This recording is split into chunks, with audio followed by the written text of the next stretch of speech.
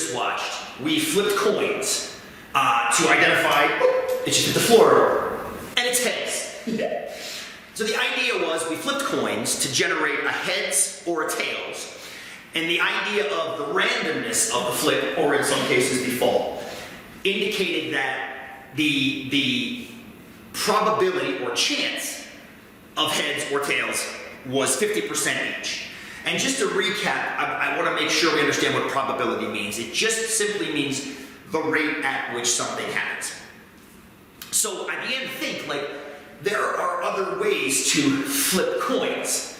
I mean, just because we always have flipped them like this doesn't mean we have to do it that way. I mean, all guitars effectively are the same, but Eddie Van Halen chose to play it completely differently than everybody else and came up with something really cool. So I started thinking about other ways to flip coins, and then it hit me. For years when I taught Math 244, I did an experiment where I had students, instead of flipping it, spin it on a flat surface. Let's take a look.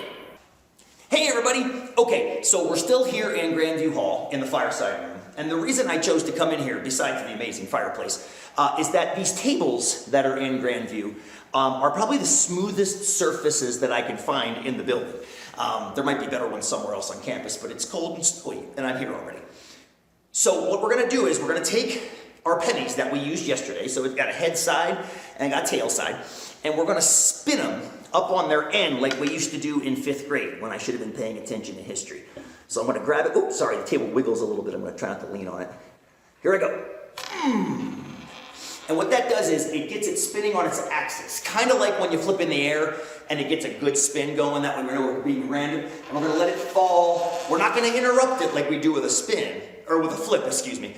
We're going to let it fall down. That one came up heads, and I'm going to slide it over here to this camera, make sure this camera's recording. It's not.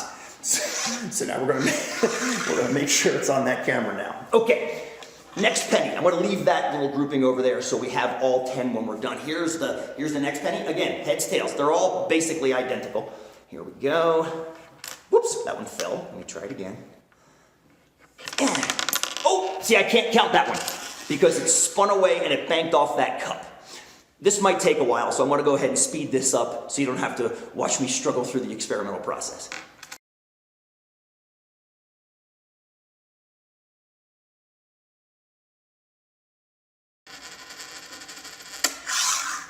Okay, let's see if we can see all those. We can. We can see all those in the camera. And as you can see, we have 6 tails and 4 heads. Okay, so let's build a series of questions about the results that we just saw.